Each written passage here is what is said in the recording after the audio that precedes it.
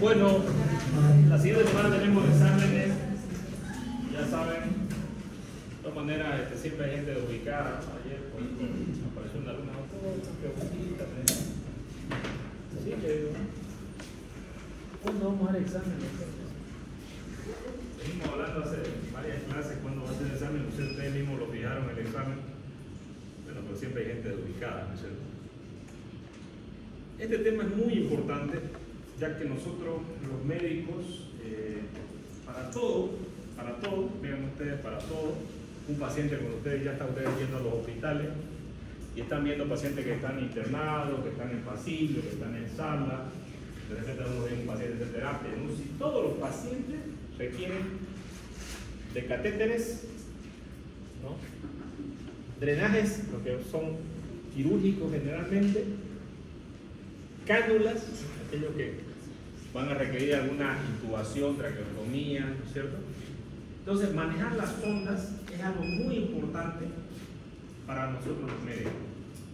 Es muy importante. De hecho, es una habilidad y es una aptitud, un conocimiento que todos ustedes deben adquirirlo y deben aprender a realizarlo adecuadamente. Siempre que nosotros vamos a hacer algún tipo de procedimiento, lo más importante que es la indicación. ¿Cuál es la indicación?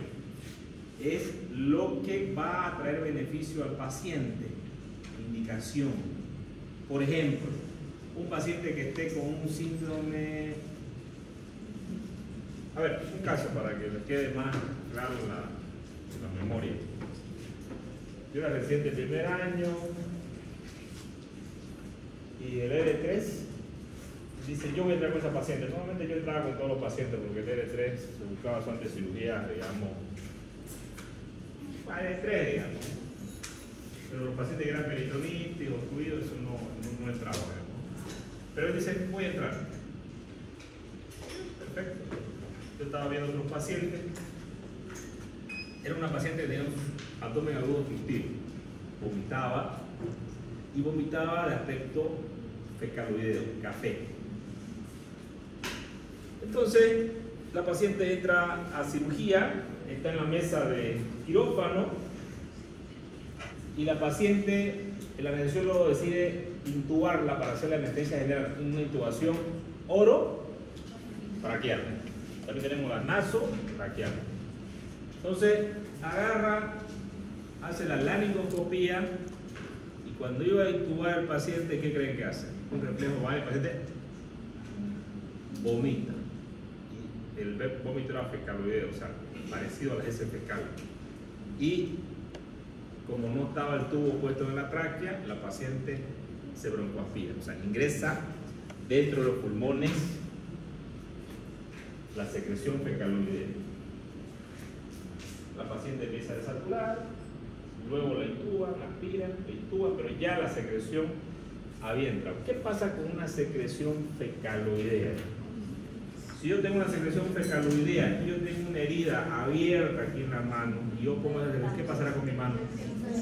Se va a infectar, correcto. ¿Qué creen que va a pasar en los pulmones con esa secreción? Correcto, va a ser una neumonitis fecaloidea que es letal. ¿Qué significa letal? Muerte. Muerte. Letal es sinónimo de muerte. Bueno, ¿qué pasó con la paciente? Hicieron la cirugía, pero la paciente todo el tiempo se saturó de la cirugía, pasó a terapia y murió. Ese fue el desenlace. Cuando el residente fue a presentar en el pase de turno, hacían los médicos, están todos ahí, obviamente le dieron una super tratada, porque una de las cosas muy importantes que tenían que haber hecho en ese paciente que era colocarle una sonda nasogástrica para comprimir el estómago. Si hay colocado una sonda nasogástrica, un pequeño detalle, ¿no? ¿O no? Pero por un pequeño detalle, nosotros podemos perder la guerra. Y esta guerra fue perdida. Lamentablemente la paciente murió por ese pequeño detalle que el residente se olvidó colocarle la sonda. Y esta paciente murió. Y No tenemos que aprender con lecciones de muerte. Tenemos que aprender con lo que ya nos dijeron. Entonces, a mí no me tiene que pasar lo mismo algunos años, cuando yo sea residente, ustedes. Porque yo, si me salto alguna cosa en el protocolo, los pacientes pueden morir. Y el residente dijo, lo trataron, no, le dijeron de todo, ¿no? Sos L3, no puede ser. Y de todo enojado, curioso, ya cuando estábamos solos, me dice, vos tenés que haber entrado con esa paciente, a vos te tenían que haber tratado. Yo lo escuchaba. A vos. Doctor, si no haya entrado, esa paciente estuviera viva, no haya muerto. ¿Y por qué decís eso? Porque yo siempre coloco la sonda nasogástrica, peor un paciente obstruido. Siempre. ¿Por qué murió la paciente? ¿Qué significa eficiencia? Hacer el trabajo que tenés que hacer. Si yo como médico me olvido con una sonda, ¿soy eficiente o ineficiente con esa paciente? Ineficiente. Y la ineficiencia, el pago es la muerte, la letalidad. Por eso que yo no me puedo equivocar, no me puedo olvidar. Hay cosas que son protocolizadas, ¿verdad? Esto es un detalle muy importante porque yo tengo que estar atento. El residente probablemente, como no entraba a la cirugía, no. ¿Y qué pasa cuando vos no haces algo repetitivamente? Te vas olvidando, ¿no es cierto?, de las cosas que son importantes. Estaba apurado a entrar a abrir al paciente y operarlo, y se olvidó el pequeño detallecito este de colocar una sonda nasogástrica. Un detalle que fue letal para la paciente. Por eso que es importante que nosotros estemos atentos, ¿no? Fíjense acá, esta chica, ¿qué está haciendo?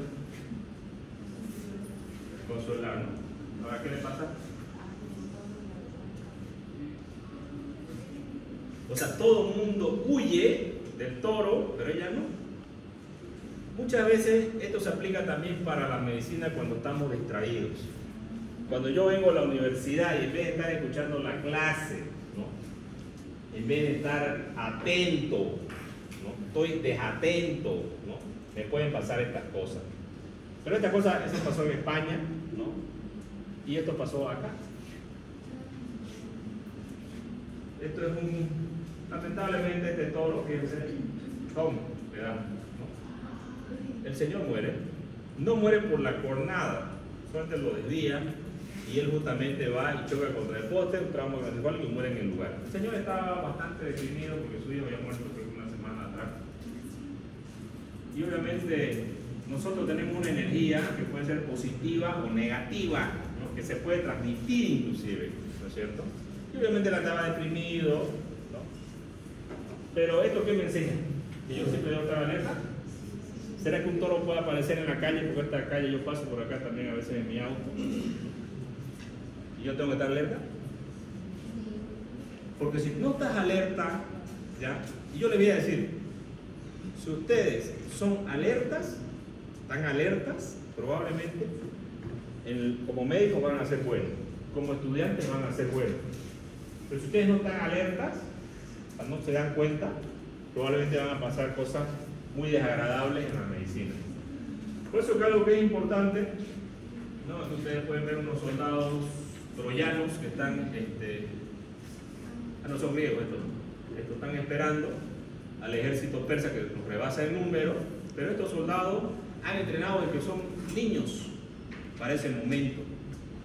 Nosotros los médicos también, ¿no?, desde que ustedes están acá, ¿no?, en los cursos de la universidad, nosotros estamos preparando para ese mundo que está allá afuera. Y fíjense que estos soldados tienen una característica especial, ¿no es cierto? Tienen un líder, ¿no?, que es el jefe. Y ellos están parados uno al lado de otro, uno al lado de otro, uno al lado de otro. Uno cubre al otro. Si uno de ellos tiene miedo y sale, todos mueren, porque van a ser atravesados. En la medicina también se aplica.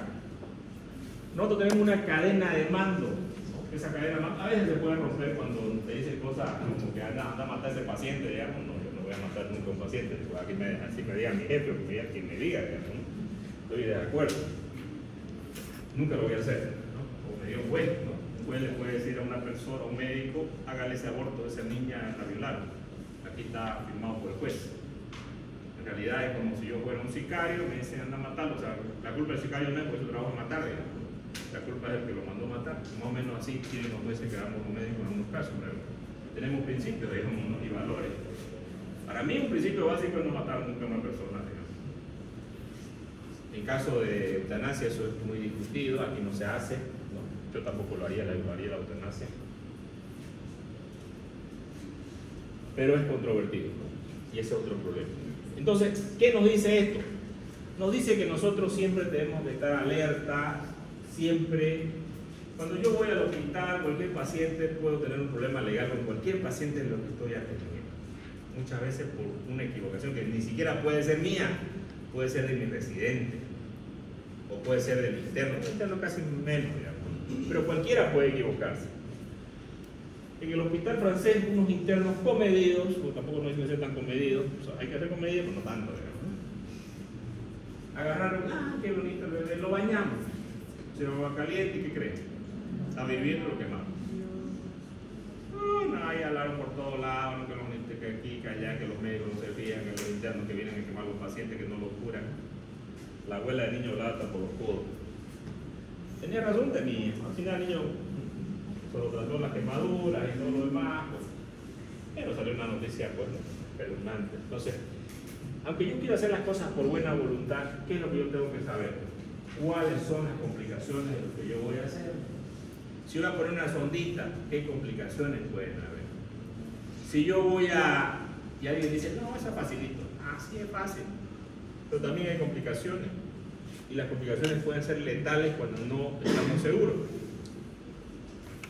Cuando hablamos de los drenajes, aquí ustedes pueden ver soldados que son centinelas. ¿Qué es un centinela? Es alguien que te avisa.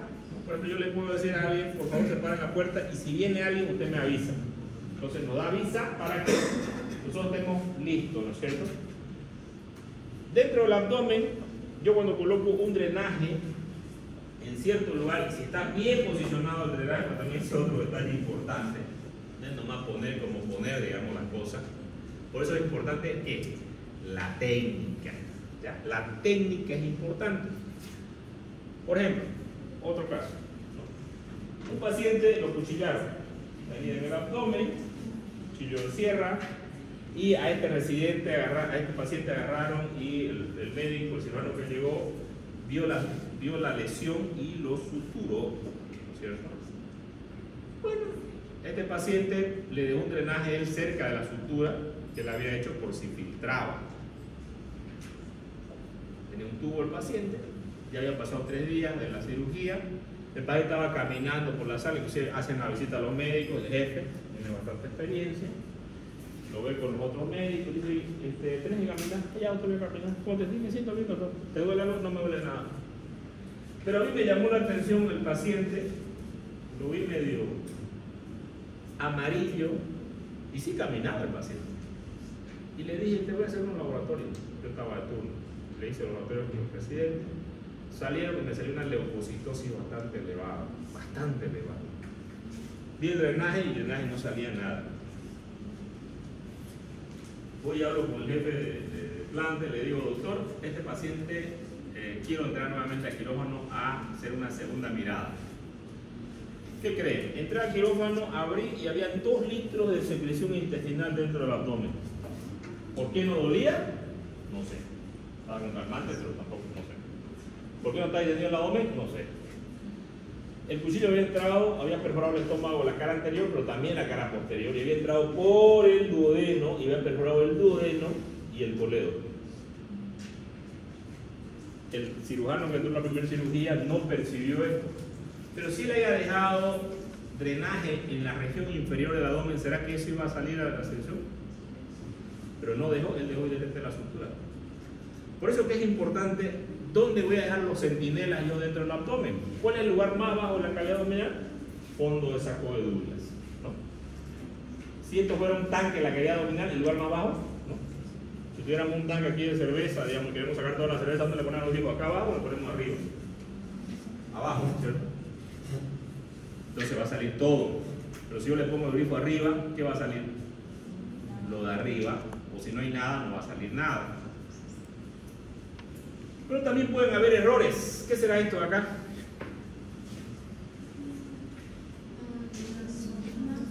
Una sonda en el cerebro. ¿Se ponen las sondas al cerebro? Bueno, hay unos catéteres que se ponen en los ventrículos, ¿no? Pero una sonda nasogástrica no es. ¿Por qué habría ocurrido esto? Una de las complicaciones que pueden haber para colocar y una de las contraindicaciones. ¿Cuál es una contraindicación? Por ejemplo, ¿usted cuánto pesa? 46 kilos, ya 50. Ella pesa 50 kilos. Y usted es un médico, un cirujano bariátrico. Y ella le dice, yo soy gorda. Y usted le dice, lo opero. Pero ella pesa 46. ¿Usted lo opera? No debería, porque no está indicado, ¿no es cierto? Pero si ella pesara 150 kilos, ¿está indicado? Sí, correcto. Entonces, ¿entienden qué es lo indicado y lo contraindicado? Ya. Digamos que él agarra porque él quiere ganar plata, ¿no? Y es honesto, y la opera con 46 kilos. Y le hace una manga gástrica. ¿A cuánto va a bajar ella de peso? 20. ¿Eso es compatible con la vida? No. ¿Está indicado? Está contraindicado. ¿Qué es lo contraindicado? Lo que va a dañar la vida del paciente. Sencillo, fácil, ¿ya? Eso lo aplican para todo. No todo está indicado. Hay cosas que están contraindicadas. Pero de repente el individual puede decir, no, pero es que está indicado porque yo no tengo plata, digamos. Yo, o sea, está indicado para él, de repente no para el paciente. Aquí lo importante es el paciente. ¿Ya? Entonces, un paciente, cuando yo contraindico colocar una sonda nasogástrica, cuando yo tengo fractura de base de cráneo. ¿Cuáles son los signos de fractura de base de cráneo? Ojo de mapache, otorragia, pero principalmente cuando hay fractura del piso anterior. El ojo de mapache es el que está contraindicado. Y tiene ojo de mapache y el paciente tengo que operarlo y está obstruido también al mismo tiempo y tengo que poner una sonda nasogástrica. ¿Se la pongo o no? No. Le pongo una sonda orogástrica. ¿Ya? Las sondas tienen algo que se ve, fíjense, ustedes pueden ver acá la sonda. ¿La pueden ver? ¿Qué será esto? ¿Esófago? ¿Será esto el estómago? Duodeno y yeyuno, ¿no es cierto? Y ustedes ven una línea que se llama línea radiopaca, o sea, las sondas son de ¿qué material? Pregunta de examen. ¿De qué material son las sondas? Poliuretano, silicona, ¿ya? Principalmente, ¿no? Y las sondas tienen un diámetro. Aquí tenemos, por ejemplo, una sonda, fíjense ustedes, que esta sonda le han puesto un contraste por dentro de la sonda y se puede ver el contraste que es radiopaco y se puede ver en el tórax. ¿Es normal esta anatomía? No, o es normal. No es normal. ¿La sonda dónde tendría que entrar? Al estómago. ¿Y por qué está allá arriba? ¿Ah? ¿Por qué? ¿Por qué? ¿Está mal puesta? No. Tan puerco. El paciente tiene una hernia diafragmática, una ruptura en el diafragma y el estómago se ha subido acá arriba. ¿Por qué se ha subido? Normalmente la presión del abdomen es positiva y la del tórax es negativa. Entonces, positivo, si yo tengo una ruptura del diafragma que separa del abdomen, cuando yo tengo la ruptura, todas las vísceras van a migrar hacia la cavidad torácica y van a producir lo que se conoce como una hernia diafragmática, que pueden ser congénitas, pues yo nací con un defecto, o pueden ser traumáticas cuando a mí me acuchillaron, por ejemplo, ¿no? O me balearon. Y esto que ustedes pueden ver acá es una sonda nasogástrica que ha migrado a tórax. Entonces me dice que tiene el paciente una hernia diafragmática. Pero la sonda también la puedo colocar mal, y en vez de colocarla al esófago, puede pasar a la vía aérea, ¿no? ¿O no? Sí. ¿Y eso puede ser letal? Si digamos que yo tengo una sonda nasoenteral que tengo que alimentar al paciente, entonces yo tengo que verificar que la sonda esté en yeyuno antes de iniciar la dieta. Sí. Sí. ¿Qué pasa si no verifico? Se pueden cometer errores. Por ejemplo, el residente tiene un jefe, ¿no es cierto? Porque él no es jefe, es el residente. El jefe tiene que supervisar que el residente haya colocado la sonda nasogástrica. Y si no ha colocado la sonda nasogástrica, la anestesiólogo puede decir: no le voy a intubar al paciente hasta que usted le ponga la sonda nasogástrica. Entonces, ¿era culpa solamente del residente o tiene gente que lo pudo supervisar, lo pudo haber supervisado? La culpa es de todos, no es del residente solamente. Porque tenían personas que tenían que haberlo supervisado y no lo supervisaron. El jefe tiene más experiencia, el cirujano, y tiene que decir: no le puse la sonda, anestesióloga, no lo intube. El anestesiólogo dice: no le puse la sonda, paciente obstruido, no lo voy a intubar hasta que le ponga la sonda. Primero le pone la sonda, después lo intubo. Entonces, estos son detalles importantes, ¿no? Y yo tengo que tener en cuenta en el momento que yo hago un procedimiento.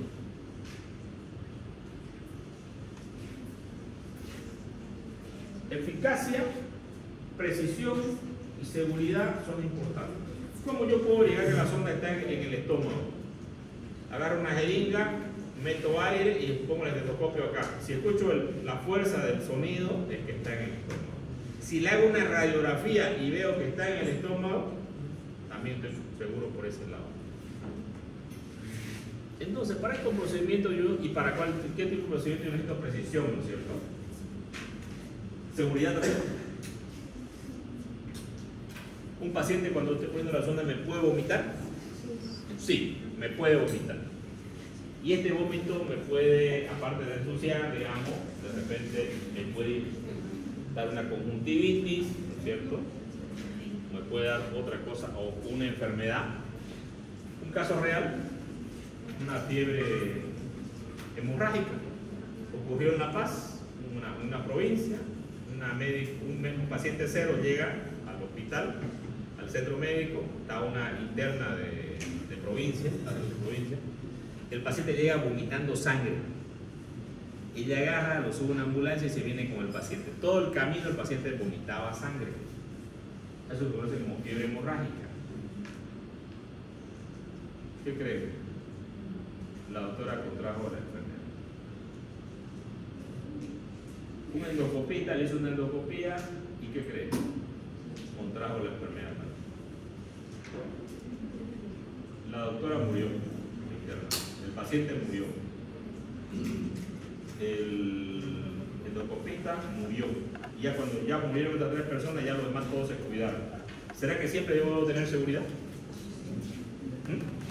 Pues espero que se mueran primero. ¿Y yo soy el primero que voy a morir? Bioseguridad, importante, bioseguridad. Siempre es importante lo que hemos dicho al comienzo. No voy a estar golpeando ahí para que todo venga en mi corneo.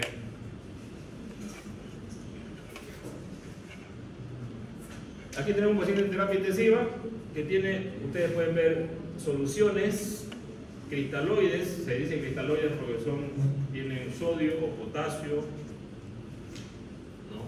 Bombas de infusión, que uno aquí puede colocar a qué cantidad de volumen va a entrar al paciente de los líquidos, ¿no? Ciertos líquidos que pueden ser medicamentos, antibióticos, vasoactivos. ¿No? Aquí tenemos otra bomba de infusión, miren, 1, 2, 3, 4, 5. Aquí tenemos monitores, aquí tenemos un tubo orotraqueal que está dentro de la tráquea que está ayudando a respirar del paciente, un ventilador. Aquí tenemos una vía periférica, tenemos una vía central por acá. Tenemos un pulsoxímetro, ¿no es cierto? Múltiples catéteres, sonda, catéteres que tenemos que tener en un paciente. Sí.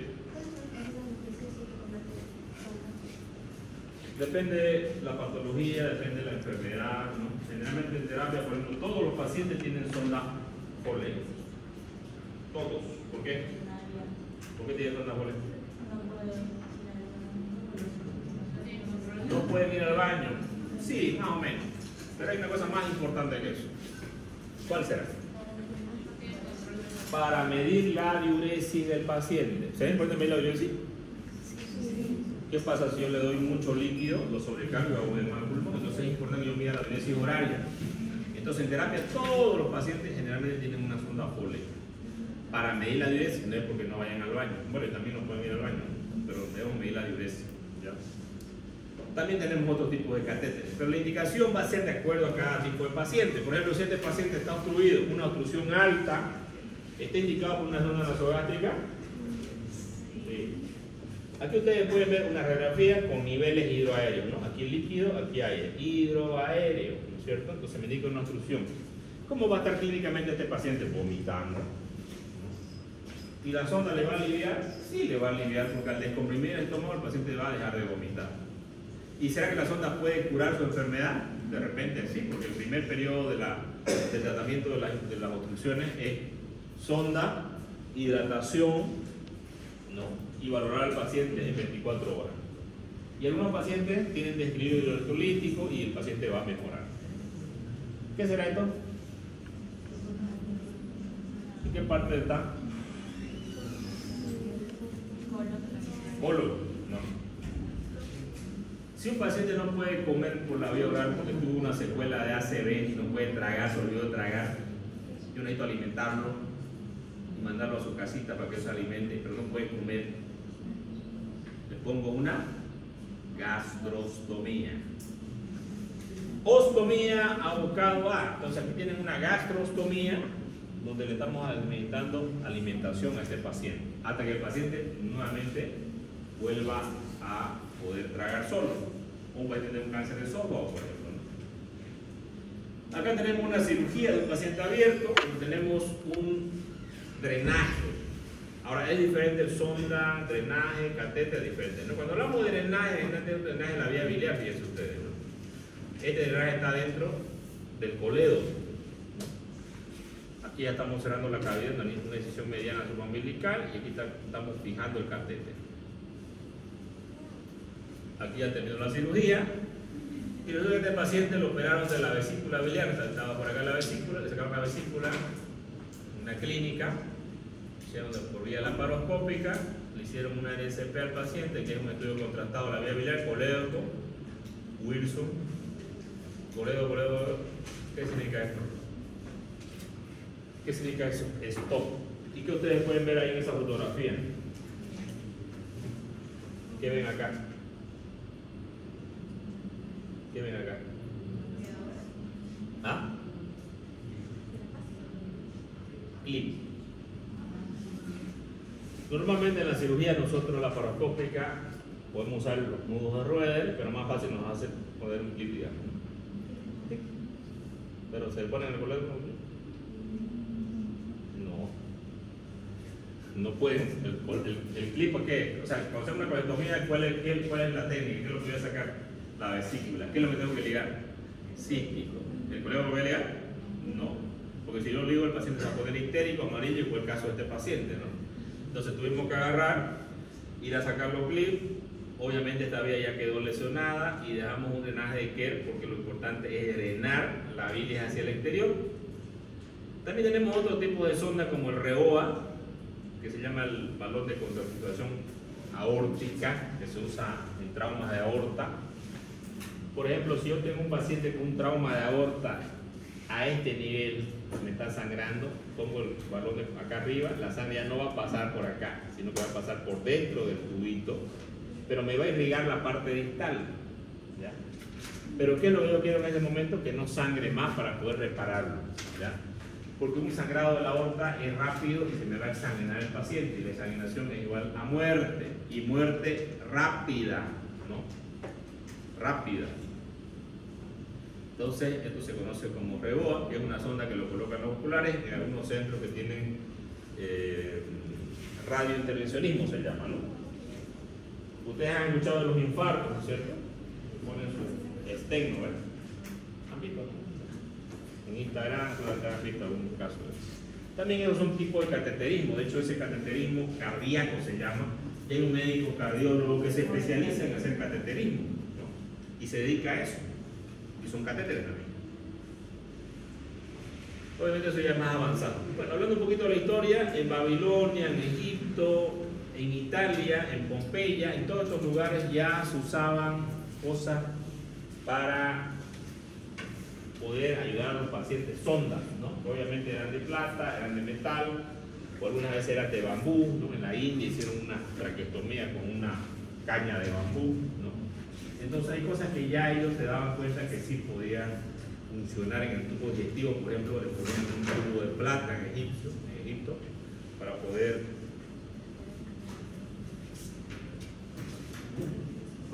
pasar los alimentos, ¿no?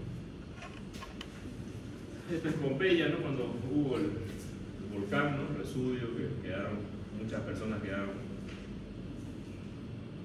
Bueno, ya varios cirujanos, desde épocas Lin Frank, por ejemplo, publicó en 1996 la intubación del esófago, ¿no? Chasinac, en 1904 también utilizar drenaje en tubo de cauchos o de vidrio para canalizar líquidos, ¿no?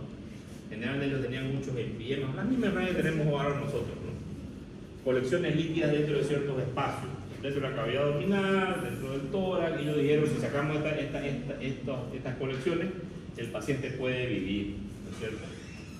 Una de las cosas importantes, por ejemplo, yo tengo un drenaje, ¿no? Y de pronto por el drenaje me sale un color amarillento. ¿Será importante valorar los drenajes cuando yo hago la evolución diaria de un paciente? Sí.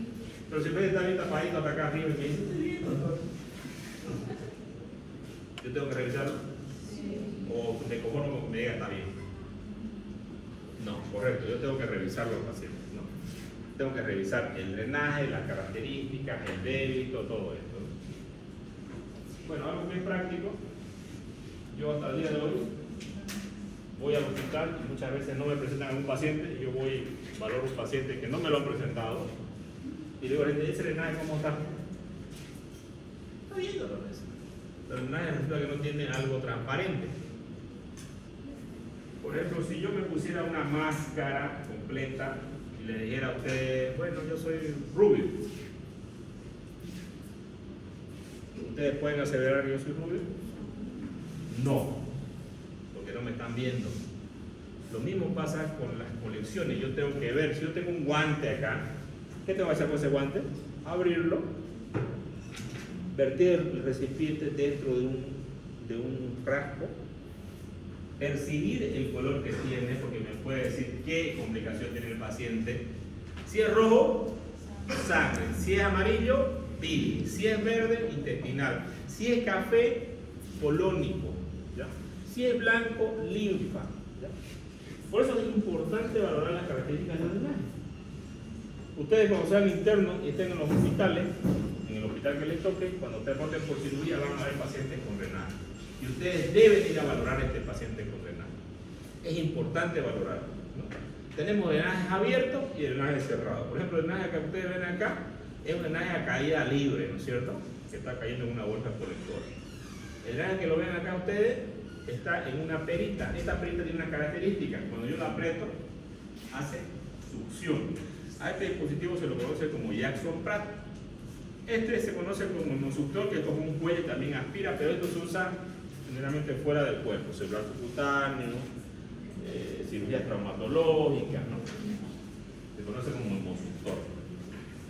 Este se puede colocar en abdomen, el Jackson Pratt. Aquí tenemos también sondas que son más gruesas, ¿no? Estas sondas pueden ser para el recto, por ejemplo.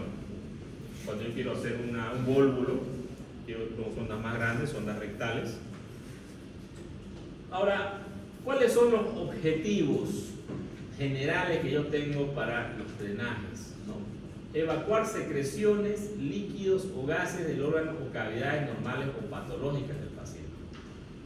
Introducir, cuando yo tengo una vía, por ejemplo una bránula, ¿no? Introduzco líquidos, electrolitos, vitaminas, alimentos, antisépticos, modificaciones del pH de material radiopaco, ¿no? Para hidrología contrastada.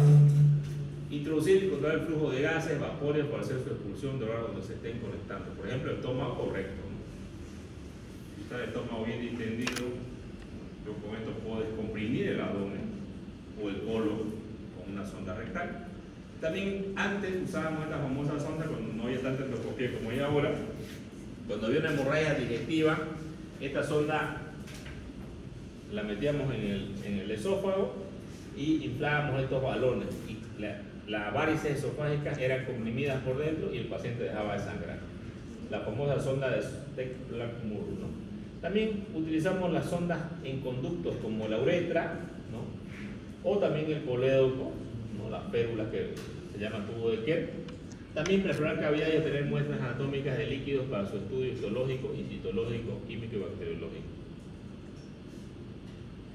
Y también podemos usar para cohibir hemorragias, como ejemplo con balones, como en este caso, por ejemplo, ¿no? Tendrá algún impacto en el paciente, complicaciones, mejora la calidad de vida.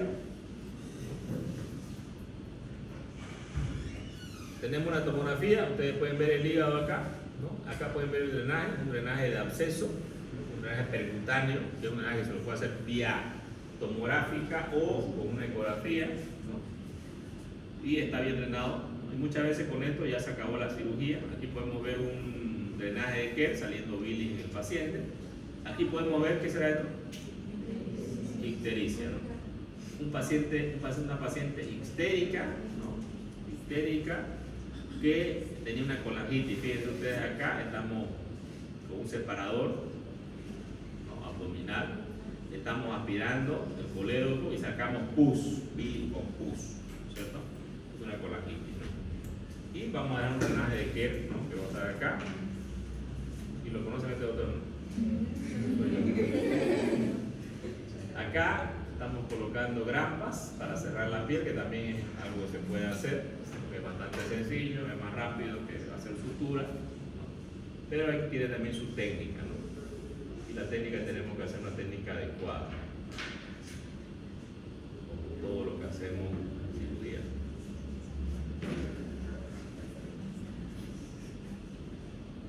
También acá tenemos un catéter de un paciente que no le pusieron por una vía central y colocamos un catéter por venotomía, ¿no? Hacemos una disección de la vena y le pasamos el catéter hasta la vena cava superior. Acá tenemos estudiantes que están haciendo ese procedimiento de la venotomía, ¿no? Que es algo bastante sencillo que lo hemos practicado en piezas cadavéricas de animales, ¿no? Aquí tenemos un paciente con múltiples sondas, tubo urotraqueal, un paciente con una sonda para alimentación que es bastante delgadita, de Silasti, que dura bastante tiempo, una sonda Foley, ¿no? Que tiene estas características, doble lumen, un balón para fijarse dentro de la vejiga, conectar una bolsa colectora para valorar la orina, qué color es, una punción suprapúbica, en caso que yo no pueda tocar una sonda Foley, es el otro procedimiento que se puede hacer. Un paciente tiene un meligoma, por ejemplo, por una prostatitis o por una hiperplasia prostática, puedo hacer una punción con un catéter, ¿no? Encima de la anestesia local, catéter dentro de la cavidad abdominal, ¿no? Un día llego al hospital y veo a este paciente así, ¿no? ¿Qué les llama la atención de esto?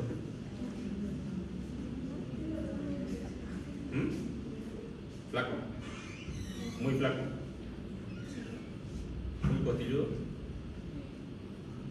Este abdomen, ¿qué es hierro? Un abdomen que entra para adentro,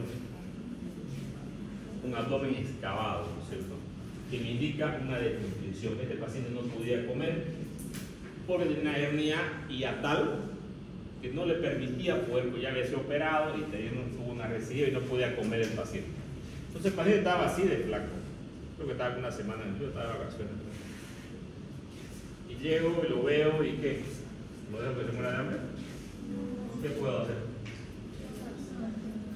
Una sonda al estómago que se conoce como gastrostomía, ¿no? Una gastrostomía, aquí está la gastrostomía, pero los anestesiólogos dijeron no me pongo anestesia general. Yo le dije puedo hacer con anestesia local y lo hice con anestesia local. El paciente mejoró y después se hizo su cirugía que tenía que hacerse. ¿Un paciente desnutrido tiene riesgos? ¿Complicaciones? Sí. ¿Y todo paciente requiere nutrición? Sí. Entonces es importante nutrir. Acá tenemos sondas y drenajes, sondas Foley, ¿no? Una sonda nasogástrica, tubos orotraqueales, sondas Foley. Aquí tengo una sonda de otro tipo de material que es doble lumen, pero es de Silasti. ¿Cuál es la diferencia entre esta? ¿No? Aquí tenemos látex, silicona, poliuretano. El látex es un material que produce una reacción inflamatoria en el cuerpo, pero la adherencia de la bacteria es mayor al látex. Entonces, este paciente, si yo le coloco una sonda Foley y va a estar por más de 7 días, debo cambiar otra nueva sonda Foley cada 7 días. Pero si tengo una sonda siliconada, la adherencia de bacterias es menor. Entonces, esto me dice que el paciente lo puedo dejar con una sonda 14 días, o sea, hasta 20 días con una sonda de silástico. Esa es la diferencia, ¿ya? El material. El material de silástico es menos propenso a la adherencia de bacterias y menos propenso a la infección. Como las bránulas, fíjense los colores que nos indican también el diámetro de la sonda, ¿no? Por ejemplo, los pediátricos, ¿no? Un niño, un adulto, un alemán, que así son grandes, ¿no? Vamos a colocar la sonda de acuerdo a las... Generalmente en adultos ponemos 16, 18 una sonda, ¿no? Pero hay pacientes prostáticos que necesitamos hacer lavados, y son esa sonda de 3 lúmenes, a veces le ponemos una 22, una 24. ¿En qué se mide este diámetro? Se mide en French, ¿ya? ¿Cuánto mide un French? 0,3 milímetros, ¿ya? Entonces, si ustedes tienen una sonda, por ejemplo, de un calibre de 10, ¿no? Su diámetro interno de la sonda será de 1 milímetro. Si el calibre es de 14, de 1,7. Aquí tengo, las sondas son por longitud, diámetro interno. Aquí tengo 37 milímetros, 10, 2, diámetro externo 3.3, diámetro interno 2. Ya, esta tabla es la que vamos a tener ya por acá al examen. Tengo un error acá, diámetro exterior, dice aquí, exterior y diámetro interno 10, 3. No me cuenta, esta está mal, esta es la que voy a tratar del libro. ¿Ya? Acá tenemos el diámetro, es diámetro interno por fuera de la sonda, ¿no? La sonda se mide también por la longitud en el tamaño. Yo puedo hacer para diferentes lugares, por ejemplo, llega un paciente ahí a la emergencia, igual creo que estaba varios días ahí. Él era guardaespaldas y estaba en uno de estos eventos que hay por acá cerca, ¿no? Hay un boliche aquí, con el núcleo, ¿no? Y bueno, no sé quién vino a cantar. Y estaba él de guardaespaldas y hubo un tumulto y él tenía un dientecito acá. De acá y tenía sus aletitas, ¿no? Y el tumulto, él se tragó esto y quedó acá. Endoscopía no salió, no sé qué operarlo. Yo lo operé, abrí el cuello, saco y le dejo con una esofagostomía. Entonces, paciente para que se haga la salida para afuera. Y le hago una gastrotomía para que se pueda alimentar.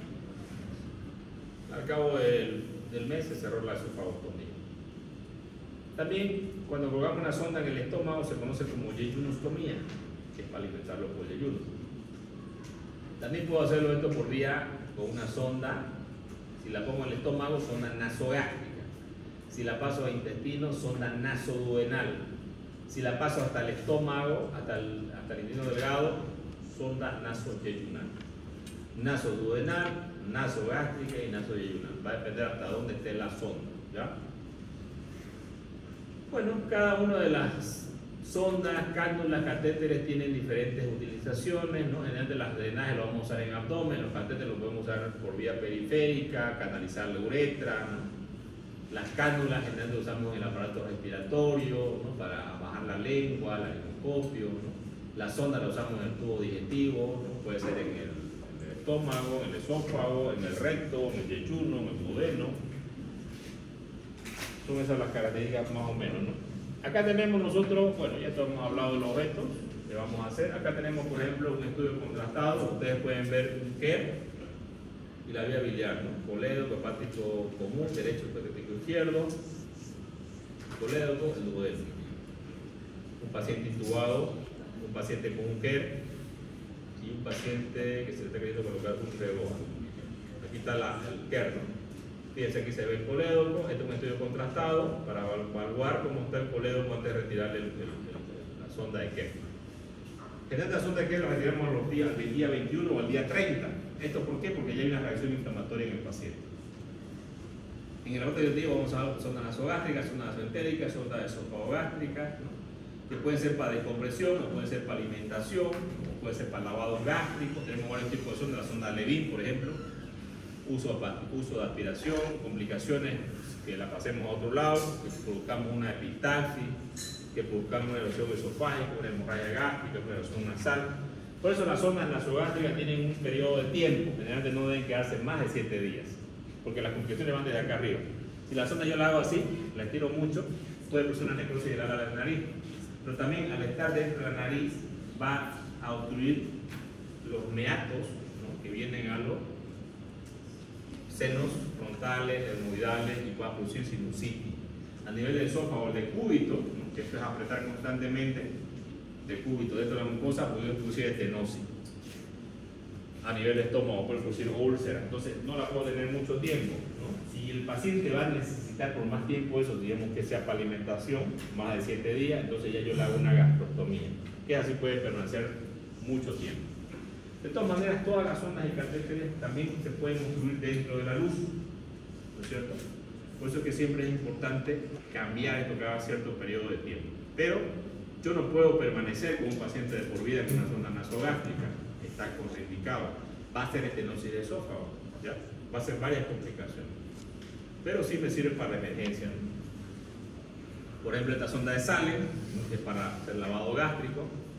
Pacientes que se intoxican, una sonda nasoenteral que es mucho más delgada, son de 10 a 12 French generalmente, tienen una punta metálica, tienen una guía para la colocación, ¿no? Y se coloca, se trata de pasar el píloro para que lleguen hasta el yeyuno. Una sonda de Miller-Abbott, que esta sonda se usaba mucho antes para los pacientes que tenían síndromes adherenciales, ¿no? Pero ahora ya no se la usa mucho. La sonda de Cator también se usaba para lo mismo, una sonda bastante larga que llegaba hasta el yeyuno, el intestino está bien abajo, ¿no? Entonces el diagnóstico de evento de función intestinal se lo usaba, ¿no? De la sonda de alimentación enteral, esta sí la usamos bastante, pacientes que no pueden comer, alimentarse, o pacientes que tienen pancreatitis, la usamos esta sonda para que los pacientes puedan alimentarse. Terapia intensiva. ¿Cuál es la mejor nutrición? ¿Enteral o vía parenteral? Cuando hablamos de lo fisiológico, ¿qué es lo fisiológico? Es lo que tu cuerpo necesita. ¿Tu cuerpo necesita hacer ejercicio todos los días? Sí. ¿Qué pasa si no haces ejercicio todos los días? Te vienen enfermedades, ¿no es cierto? Inclusive te estresas, te pones ansioso, un montón de cosas pasan. Cuando nosotros hablamos de la fisiología, comer por aquí es fisiológico. Claro, porque sí, ¿no? Entonces comer por la vena es fisiológico, no, digamos. También tiene sus complicaciones, ¿no? Entonces siempre tratamos de preservar lo que es el tubo digestivo, ¿no? Si podemos alimentarlo, lo vamos a alimentar. En algunos casos pues no podemos, para eso tenemos que usar nuestra cabecita, en qué casos no, digamos, ¿no? De acuerdo al paciente que sea. La sonda tiene sus indicaciones claras y una de las formas, fíjense como aquí está la doctora, es evaluar, ¿no es cierto? Evaluar. ¿Cómo evalúo? Con el estetoscopio. Pero alguien puede decir, no, salió secreción por la sonda. ¿Eso es evaluar? No. Evaluar es valorar con una radiografía o clínicamente. Sin embargo, ¿esto es subjetivo o objetivo?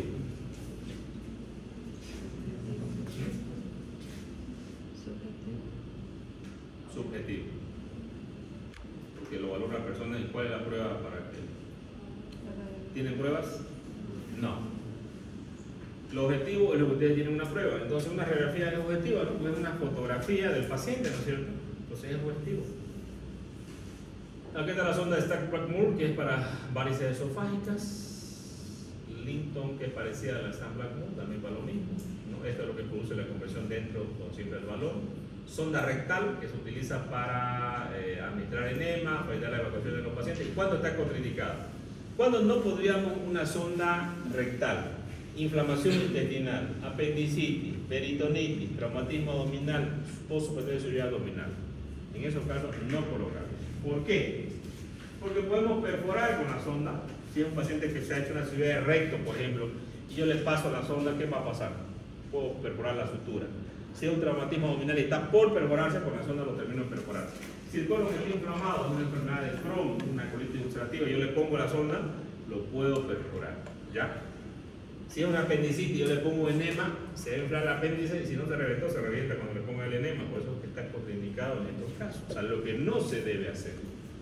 ¿Quedó claro lo que es contraindicación, no? Acá, por ejemplo, tenemos un paciente que está, fíjense ustedes, el famoso signo de grano en café. ¿Sí? ¿Lo ven? Este es un paciente que tiene un vólvulo, generalmente de colon sigmoide. Generalmente en nuestro medio, el vólvulo viene por la enfermedad de Chagas, ¿no? Una enfermedad que produce una disminución o una ausencia de los ganglios parasimpáticos. Y una de las funciones importantes del colon es transportar las heces fecales y, al mismo tiempo,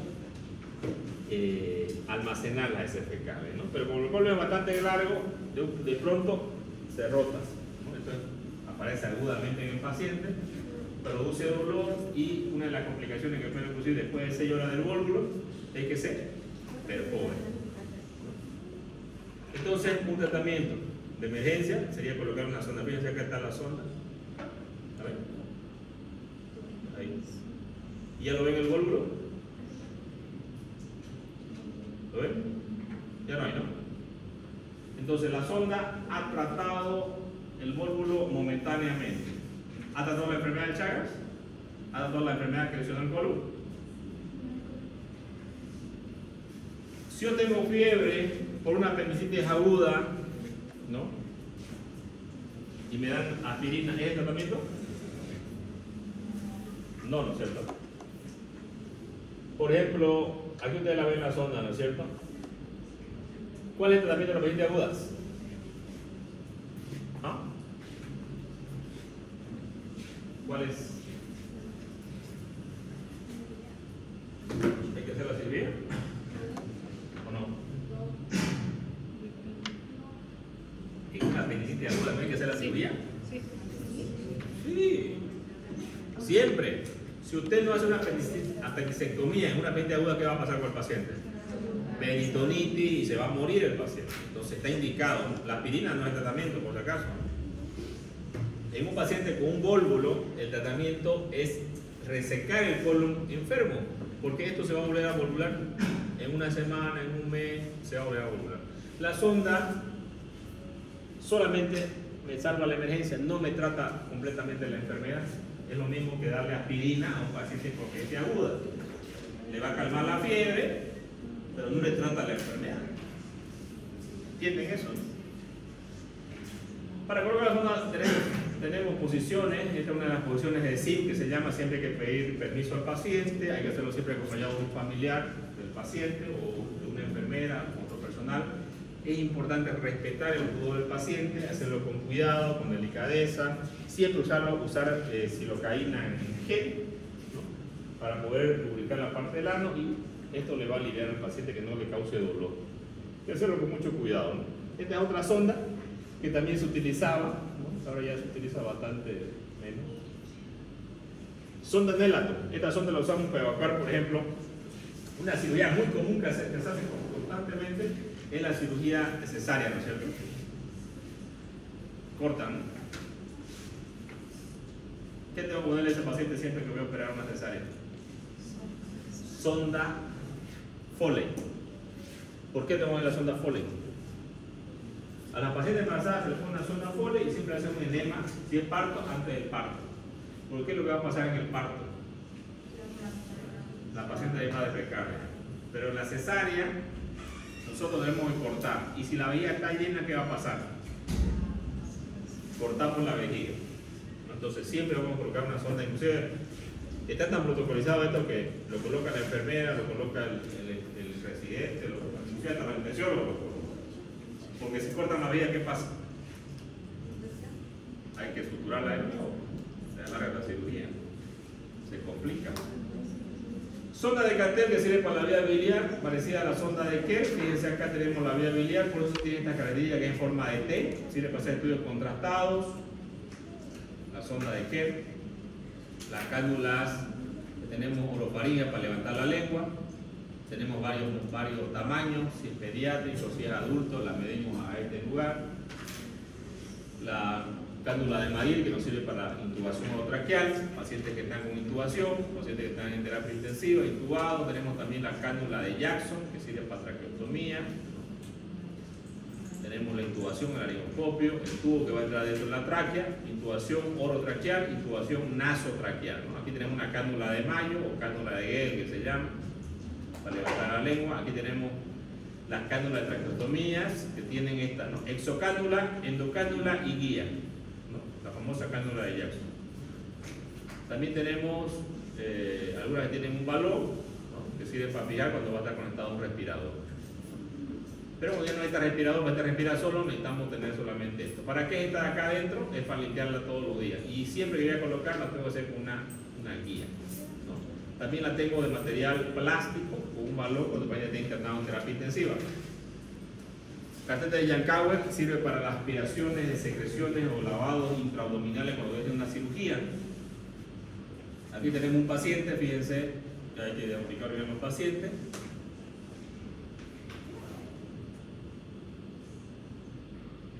Estamos palpando una cicatriz. El abdomen está tenso, bastante tenso, la paciente está con signos inestables, taquicardia, hipotensa, con vasoactivos, ¿no es cierto?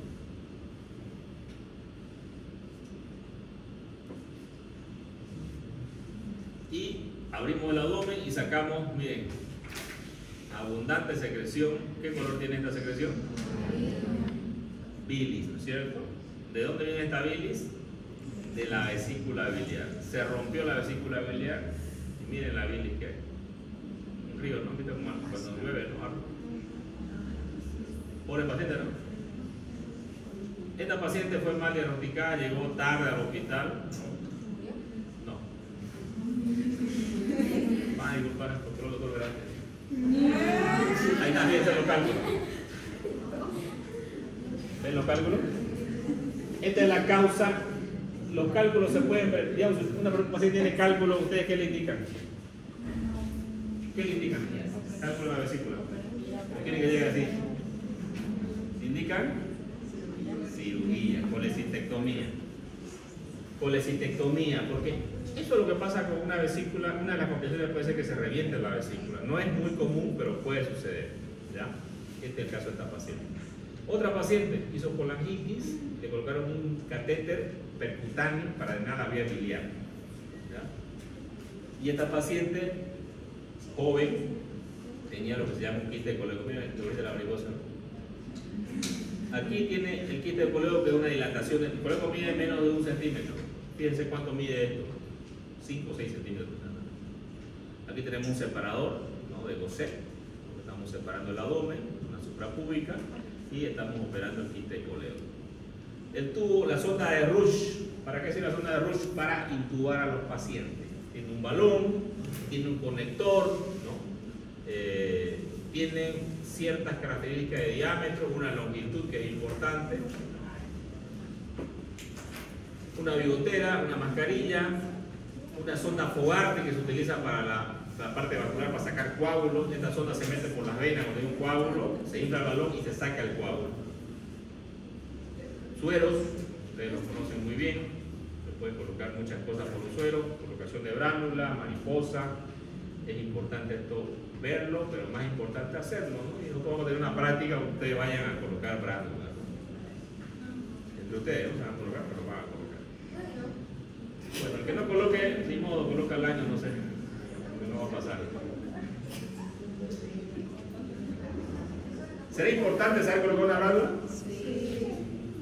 O sea, es una capacidad que como médico la tengo que tener. Si ustedes no saben colocar una bránula, son unos ineficientes. Cuando salgan de médico no saben colocar una bránula, de parte mía, se ponen su letrerito ahí, ineficiente. Se ponen abajo, doctor Verán. Yo se los digo, ustedes tienen que aprender con una bránula. Primero, porque es un procedimiento que alguien me diga, ah, no, la enfermera lo hace. Sí, la enfermera lo hace. ¿Vos estás a mono con tu enfermera? Por todos lados. Yo tengo una enfermera aquí en la mochila. Entonces yo tengo que aprender. Porque en el hospital evidentemente lo hacen las enfermeras. Pero cuando la enfermera se enferma, ¿qué lo tiene que hacer? O no puede. La enfermera viene y te dice, doctor, no puedo. Usted busque una venotomía, haga usted lo que tiene que hacer. No puede ustedes. Entonces lo que uno hace como médico es intentar. Y si puede, pues ya estuvo, ¿no? Si no, tenía que buscar una venotomía o tiene que buscar un catéter vía central. Pero el médico es el que resuelve.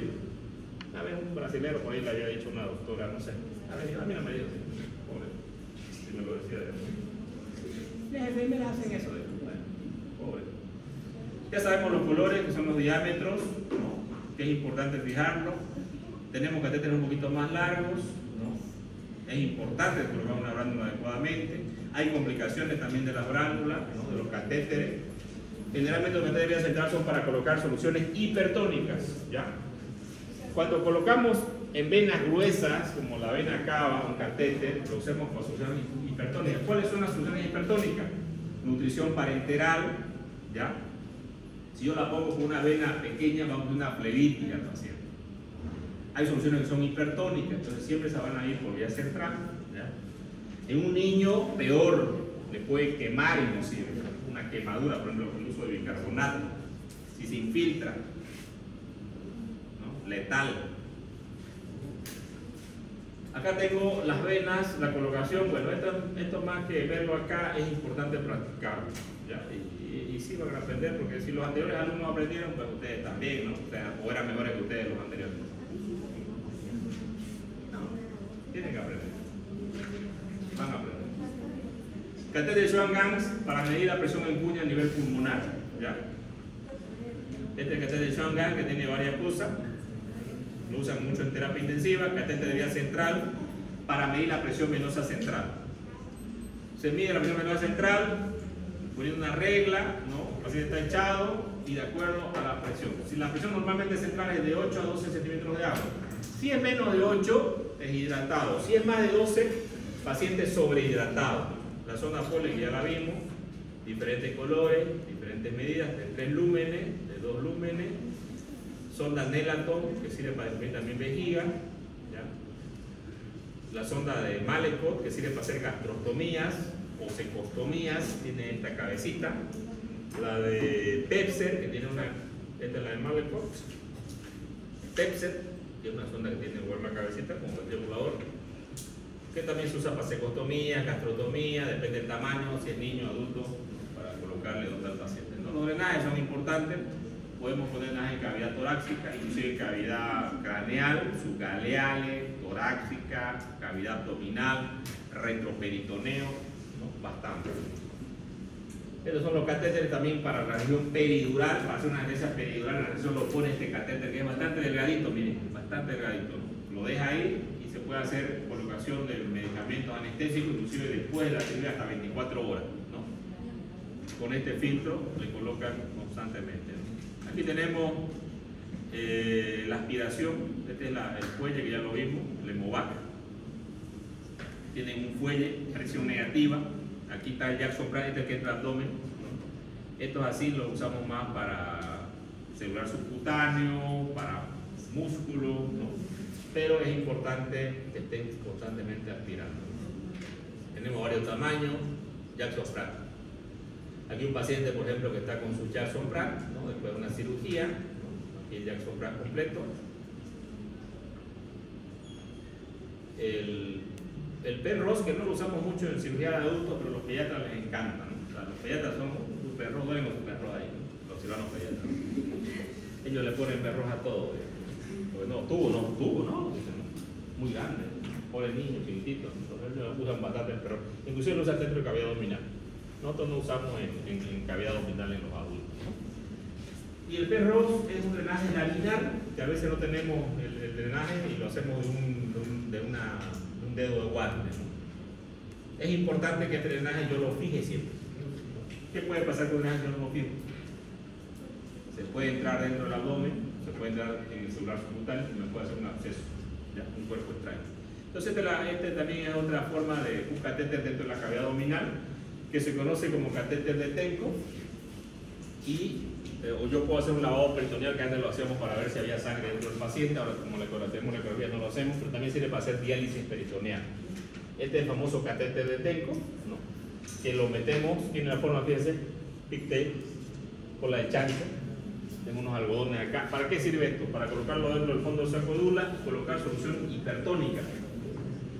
Al meter 1 litro de solución hipertónica, con la membrana, ¿no?, que es de difusión, el peritoneo va a absorber del cuerpo 2 litros. Y es lo que va a hacer las funciones del riñón. Entonces va a hacer una diálisis peritoneal al paciente. Y esta diálisis peritoneal, el paciente puede vivir años con esto, inclusive algunos pacientes inclusive su riñón recupera, algunos, no todos. Otros van a quedar con insuficiencia renal crónica, eso ya lo define el médico nefrólogo, ¿no? Un pleurobar, que es un drenaje para tubo de tórax, cuando se coloca en una hemotora, en un derrame pleural, ¿no? Son fenestrados, tienen una línea radiopaca, vienen de números desde 20 hasta 36 French, y se colocan así, fíjense, ¿no? Siempre debemos colocarlo en el cuarto o quinto espacio en un trauma de tórax, ¿no? Y van a un sello de agua, por acá entra la burbuja de aire y se llama trampa de agua porque va a salir la burbuja y ya no vuelve a entrar hacia adentro y sale por acá la burbuja. También lo podemos conectar a una aspiración negativa en caso de, ¿no? También tenemos los drenajes del pericardio, ¿no? En caso de un paciente tenga un taponamiento pericárdico, un derrame pericárdico, se puede hacer una punción y se puede colocar un catéter dentro del pericardio. Aquí tenemos los drenajes de la cavidad abdominal y el color es importante observar, ¿no? ¿Qué tipo de color es? Aquí está un Jackson Pratt, un perro, perdón. Un perro es un paciente que tiene una herida en la mano por mordedura, ¿no?, para evitar la compresión o ver las secreciones que salen. Miren, rojo, ¿no? Rojo. Acá, esto es pregunta de examen. Tipo de débito. ¿Qué es el débito? ¿Tu tarjeta de débito qué es? Débito es lo que sale, es lo que se produce en el cuerpo y es importante las características. ¿Qué color es? Color ceroso es lo normal. Hemático no es normal. Entonces yo tengo que valorar dos cosas en el débito, ¿no? Uno es el volumen. ¿Cuánto sale cada hora o cada 24 horas?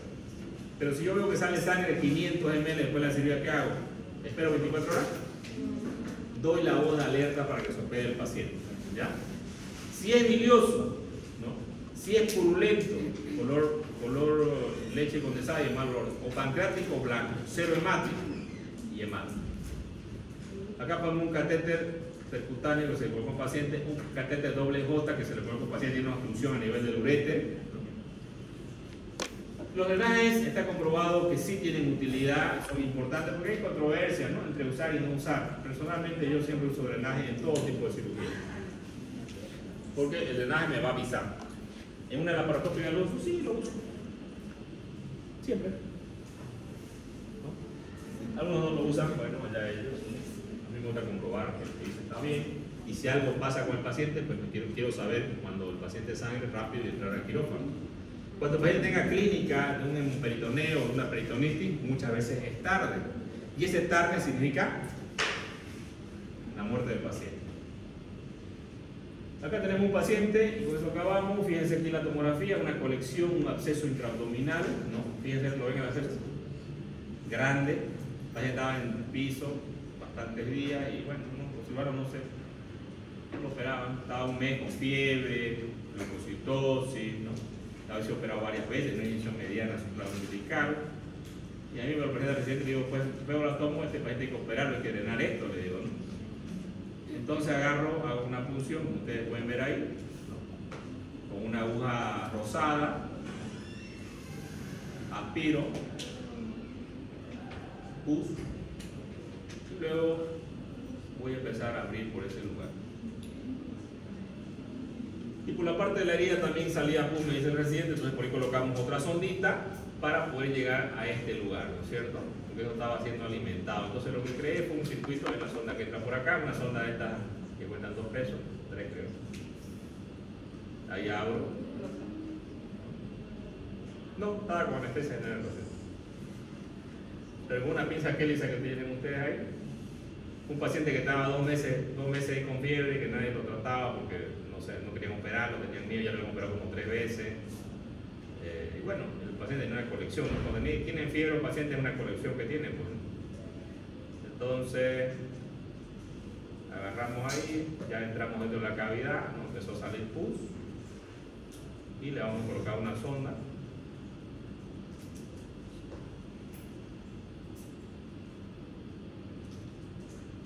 Aquí estamos haciendo el lavado.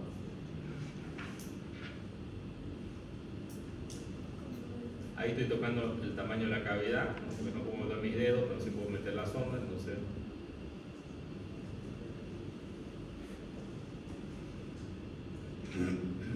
Ahí.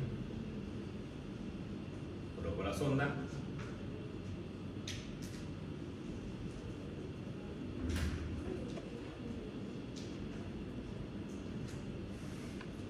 Y hago lo que se llama un circuito, ¿no? Si yo les digo, hagamos un circuito y nos vamos corriendo de acá, ¿no? Damos la vuelta y volvemos al mismo lugar. Ese es un circuito. Entonces aquí estoy diciendo, metiendo líquido por acá, va a la y fíjense qué sale de acá. ¿Qué color es? Pus, ¿no es cierto? Color blanco, ¿no? Un poco blanco y hemático, ¿no? Ahí está, pero la forma ya la ven, blanco, ¿no? Entonces, lavamos y salió pus. Y bueno, como seguía saliendo la pus, me llamó la atención. Entonces dije, voy a hacerlo más grande el orificio, le metí el dedo entero ya y pude sacar la cápsula biogena, ¿no? Del absceso, que no va a necesitar la pus. Entonces, como dijo, ahí está, ¿no? ¿Es blanco o qué color? Blanco, ¿no? Entonces, como dijo, absceso drenado, absceso curado. Bueno, y el paciente sanó, ¿qué creen? A la semana ya lo vimos de alta, se fue a su casa. Y bueno, gracias a la eficiencia del otro verano.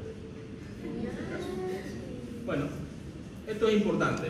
La buena suerte es el lugar en el que confluye la oportunidad y la preparación. O sea, no existe la buena suerte. Pero si estás preparado para tu momento, lo vas a hacer bien.